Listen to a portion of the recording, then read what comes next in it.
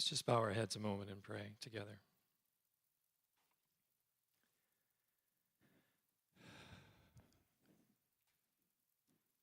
Father God, we thank you this morning for your school of worship and prayer called the Psalms. And God, we find in those Psalms those moments when we lift our hands to praise you. But God, there's language in those Psalms too that express the very hard things of our lives. And so in our desire, Lord, to live openly and honestly before you, we thank you for giving us the words to do just that, even in the hard places. So God, speak to us as we open your word together this morning. Holy Spirit, be present to open our hearts to whatever word you would have for us today. And God, I pray that the words of my mouth and the meditations of all of our hearts would be pleasing in your sight. O Lord, our rock and our Redeemer. Amen. On Tuesday last week, I was driving home from church when I heard the breaking news come over the radio that 51 migrants had died in an overheated tractor trailer left at the side of the road in San Antonio, Texas. Those on the scene described finding stacks of dead bodies, men, women, and children, and some still alive but in critical condition. And I have to admit that the feelings in my heart as I gripped the steering wheel in that moment were anything but charitable. In fact, if the anger and rage that I experienced and the punishment that I imagined for those who would commit such a horrific crime, if they had become reality, I suspect the death count could have been higher. What is this world coming to? And then add to that the myriad of breaking news reports that we've heard. Even in the last few months, another mass shooting and several wounded and killed at a school, a church, a mall, a business. The latest atrocity uncovered in the relentless and cruel war in Ukraine. And having spoke to them, Barb and I spoke to them, some of these families at the refugee center that our church partners with in Malaga, Spain, for those who had to flee their lives. I don't think we can begin to imagine the horror that they have endured and faced. Or any other number of tragedies in our country, in our world today, and the lyrics of that Wendell Kimbrough's song that the team just shared with us become the cry of our angry and hurting hearts, don't they? Oh God, do not be silent. Oh God, do not be still. You can't stand by and watch as your children are killed. You heard the people screaming. You heard their cries of pain. You know the ones who made these plans. You know they'll come again. How can these things not make any sane person angry? And there's the things, and then there's the things that happen to you, right?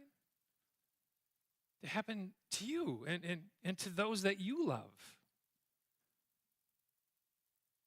Like the night 2 weeks ago when our 9-year-old granddaughter's softball game was called because a parent on the opposing team kept dropping F-bombs at the 15-year-old high school umpire.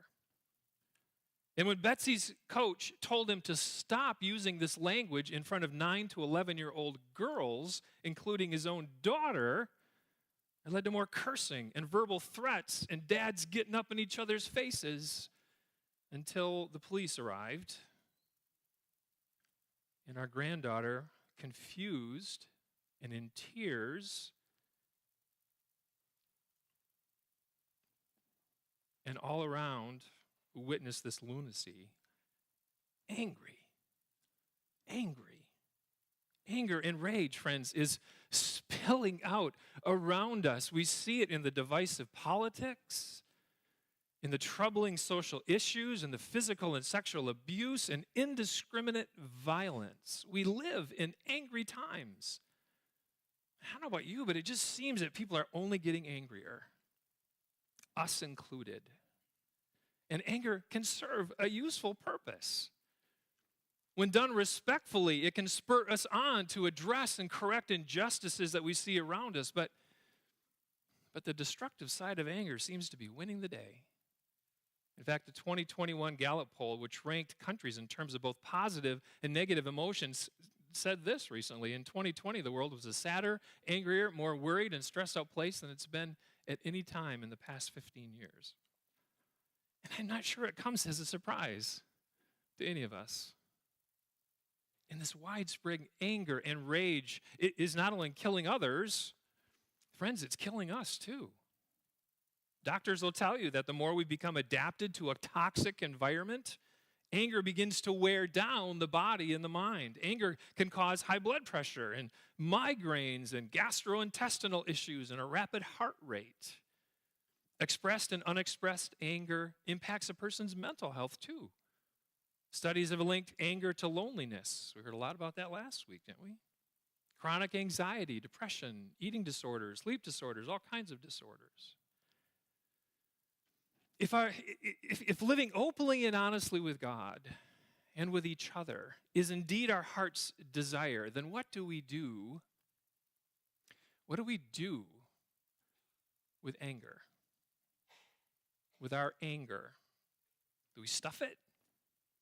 Express it? Deny it? Indulge it? Post or tweet about it for everyone to see? How do we address the angry, vengeful, and let's be honest, even violent thoughts that we may imagine or harbor against someone who's hurt us or hurt others? Psychologists, social workers, teachers, moms, dads share techniques, and they're good, right? That help people deal with their anger. Take a deep breath, count to 10, walk away, talk to someone. But is that all there is? I mean, if the Psalms really are God's school for worship and prayer, if they truly express all that we experience in this life so that we can live openly and honestly before God, can they offer us a way to deal with our anger? A way to speak to God about the rage that swirls in our hearts or the temptation to want to get even or exact justice or revenge? Well, here's the good news for today. They do just that. Because as we read and as we pray the Psalms together, you're going to discover a unique type of psalm, one that theologians call the imprecatory psalms or the curse psalms. And look at the list. And this isn't even all of them, which tells me anyway that God wants to help us perhaps with anger. You heard an example of this. You heard an example of this in Pastor Chris's message just 2-3 weeks ago. From Psalm 139, a favorite psalm, I'm sure, of just about everybody in the room, if you know the Psalms, until you get to verse 19. And you get this. Just after David kind of reflects very poetically on God's thoughts, he says, if you, only you, God, would slay the wicked. Away from me, you who are bloodthirsty. They speak of you with evil intent. Your adversaries misuse your name. Do I not hate those who hate you, O God, and abhor those who are in rebellion against you? I have nothing but hatred for them. I count them my enemies. That's pretty shocking language, isn't it? And if you didn't know the Bible, you'd say, that's in the Bible? It is. Because in imprecatory psalms, the authors use raw, even violent language because the evil, the hurt, the anger is so deep. And let's be honest, we've all been there. When someone bullies your kid on the playground, insults your wife or your husband in public, spreads half-truths about you around the neighborhood, or maybe the school or work, or mocks your beliefs, or your devotion to God, there's no end to the things that we can imagine to see that justice would be served, which is why God has given us, in David Taylor's words, the angry Psalms. Taylor writes this: we trust that God has given us the angry Psalms to help us feel angry without being undone by our anger, to rescue us from the desire to do violence to others, to heal and unite us, and to show us the possibility of a faithful anger. That's an interesting concept, isn't it? A faithful anger. Now, 2 weeks ago, when we talked about how to pray the Psalms, and we used Psalm 4 to do that, I encouraged you at the end of that message to consider an evening and morning prayer, an evening and a morning psalm. And what I suggested is that maybe you start the next day with Psalm 5. Well, this morning I want to return to that morning prayer, to Psalm 5, which, if you notice from the list of imprecatory psalms, is the first one. So let's open our Bibles together. If you have one with you, or if you have a device you can queue up, we're going to just kind of go through it this morning together so you can keep it open. And let's see how David's morning prayer can show us, can teach us how to deal with our anger in ways that lead perhaps to hope and to healing, rather than to further rage and destruction. So if you can, in body or in spirit, let's stand in honor of God's word. And hear the word of the Lord. Listen to my words, Lord. Consider my lament. Hear my cry for help, my King and my God. For to you I pray.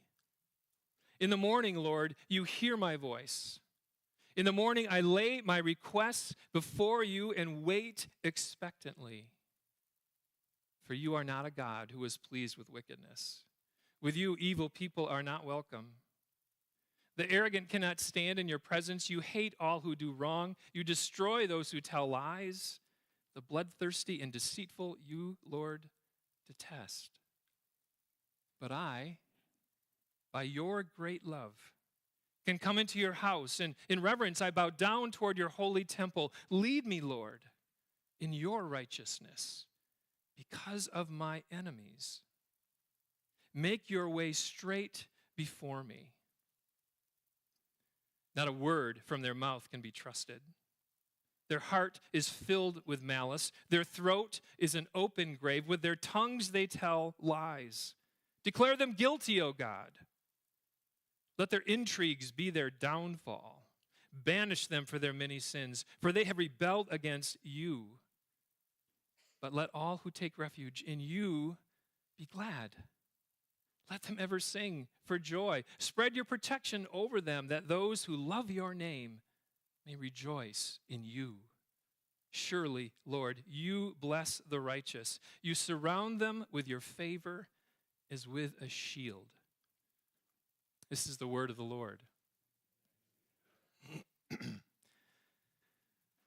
So here's David waking up to a new day. He was in anguish, if you remember, the night before, asking God to have mercy on him, praying for those who had been lying against him, who had been trying to do him in, that God would lead them to repentance. And when the morning comes, it's clear that those same conniving, deceiving people are on his mind. So what does he do? Before he does anything else, he's on his knees praying his anger and his pain. And it made me wonder, is that your first impulse when you get mad? When you're angry, is God the first person that you talk to? Or is it hashing it over with a friend? Or maybe firing off an angry tweet or post or email, sending a nasty anonymous note? David prays. And in these first 3 verses, you see, he brings his lament, his cries, his appeal for help to his king and his God. His king, because the king can exact justice. And my God, because God is sovereign over all. And you can almost picture him perhaps writing that down. He almost indicates that he puts it down on paper and he lays it before him as he kneels before God in prayer. Here it is. Here it is, God. And he waits. And he listens. And he believes that his God will respond. He looks to God to guide him as he steps into another day where his anger might just get the best of him. And you've been there, right? You start the day knowing that you have to face that kid on the playground who gets joy out of mocking and taunting or bullying you. Or that dreadful feeling when you're brushing your teeth, knowing that you have to deal with a boss or that customer or the family members who've been, talking behind your back to colleagues or family or friends. Whatever that day may hold for him, David is certain of one thing as his day begins. There is a God who hears his prayer, and that God is his God, and his God will respond. And why is that? We'll look at the text. Because God takes no pleasure in evil. He won't stand for arrogant people or those who tell lies. David reminds himself of these things in prayer, of who indeed his God is. There will be punishment for the wicked, those who deliberately lie or take advantage of the deceit or of the weak and the poor. David declares here, you hate all who do wrong. You destroy those who tell lies. The bloodthirsty and deceitful, Lord, you detest. Now, as you would listen to this language, does it fly in the face of what Jesus says to love your enemies and pray for those who persecute you? That is what we are called to do as followers of Jesus. But it is also true that God will judge sin and evil and all who perpetuate it, all who inflict it willingly on others. Jesus himself took a whip to those who turned his Father's house into a thieving market. But in this, as David shows us, it's important for us to remember, or maybe another way of saying it, it's important for us never to forget that we are also people capable of this kind of evil. We are also sinners in need of God's mercy and grace. For the temptation is when you bring that anger to God, which he invites us to do, is to hold ourselves up as somehow innocent or righteous. But David doesn't do that. He doesn't ask for God to exact justice because he's better than his foes. He acknowledges that he's capable of this evil too and can only come to God with these prayers because he is a God of great mercy. Look at verse 7.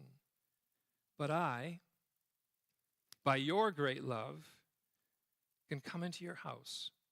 In reverence, I bow down toward your holy temple. That word right there, great love, or maybe your version has great mercy, is that Hebrew word chesed. This rich and deep and multi-layered word describing the love of God. His covenant love, his faithful love, his loving kindness to us now in Jesus Christ. That we can come to God with our sighs and groans and cries to address the evil that we see and experience is because of God's great love. David's request isn't for revenge. Excuse me a minute.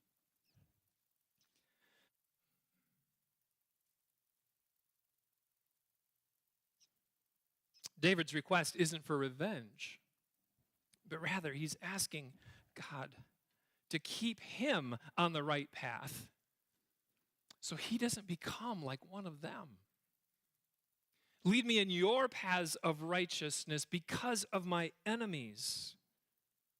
Rather than let his anger overwhelm and destroy him or others, David asks God to lead me in your righteousness, on your path, which I think is an important lesson for us.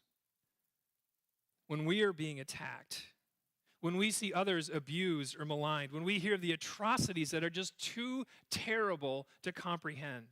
It's hard, isn't it? It's hard not to stray off of God's path of righteousness and in our own words or actions act out the anger or rage, or to seek justice for ourselves through a tweet, a post, a curse, or a punch. David's prayer teaches us first to be humble, to pray that God would keep us on his path even when I want to get even. Don't let me become like the ones who have done this evil against me or against others. We can be angry at the evil in the world, but we must also understand that acting on that hate or on that desire for revenge only perpetuates it, only continues it, and in some cultures for generation after generation after generation. In dealing with his own anger issues, David Taylor writes this: the movement from sad to mad in our experiences of profound pain is natural. It's natural to move from sad to mad. But the movement from mad to bad, where we commit sin against our neighbor, that's a choice. And it's that decision to exact our own revenge that the angry Psalms rescue us. For as David continues in his prayer, he doesn't hide his anger or what he believes God ought to do. Look what he calls. He says, not a word from their mouth can be trusted. Their heart is filled with malice. Their throat is an open grave. With their tongues they tell lies. Declare them guilty, O God. He doesn't hold back. He has the same loathing for these deceitful, lying scoundrels that we do. Declare them guilty. Banish them for their sins. They rebelled against you, God. David isn't denying his anger, but rather giving in to that desire for revenge. He's asking God to bring the justice, because this isn't just about David. If it's true evil, it's not just about us. It's an attack on God, too. The evil in this world is an assault on God's good name. It's an attack on God's desires for those created in his image. It's not wrong to cry for justice when you've been the victim of gross injustice.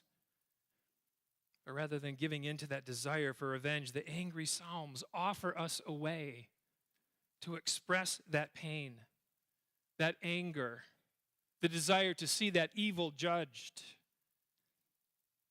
and then leave it in God's hands where it belongs. For vengeance is mine, the Lord said. I will repay. Theologian Miroslav Volf says this: such psalms, the angry psalms, may point away out of the slavery to revenge and into the freedom of forgiveness, which is a lot easier said than done. But when our anger is overwhelming us, these psalms can help us to pray, to practice humbly coming to God, acknowledging first our own need for mercy and forgiveness, and then honestly naming the evil for what it is. The actions of people that have hurt us or hurt others, the cruelty in the world that we simply can't understand or accept, and implore the God of all to deal with it for his name's sake. So rather than swimming in this constant pool of anger, taking out our rage on innocent people like our family members or friends, or some random driver on the highway, or hurting ourselves physically or emotionally, these imprecatory psalms, these hard and heartfelt prayers can help us to release that anger to God who is sovereign over all. So friends, are you harboring any anger in your heart today that's just been eating you up? a hatred or a hurt that's so all-consuming at times it feels like you're almost drowning in it. It truly is no way to live. There is a place to bring that pain, that anger, so that it doesn't destroy you or others. You can bring it to God, the God who will draw near to you as you pray and take it from you if you'll only release it to him.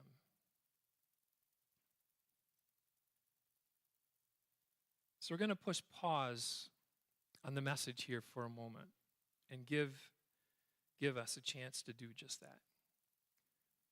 To express that pain, that anger, that hurt against you or others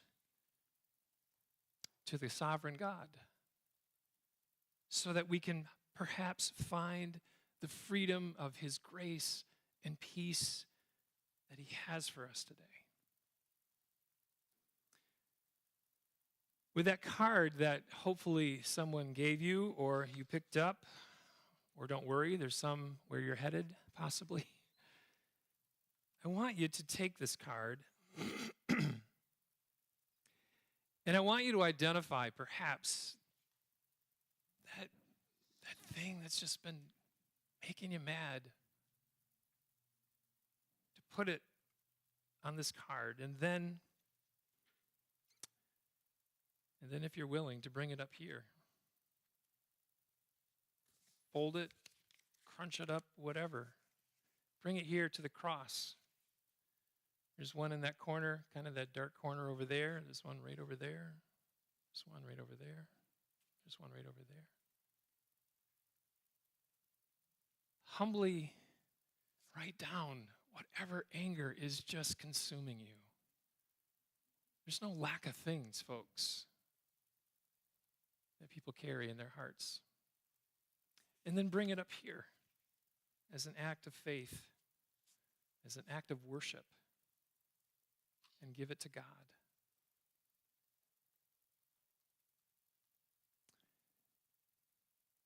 And I pray that you'll experience the presence of his Holy Spirit, perhaps releasing that from you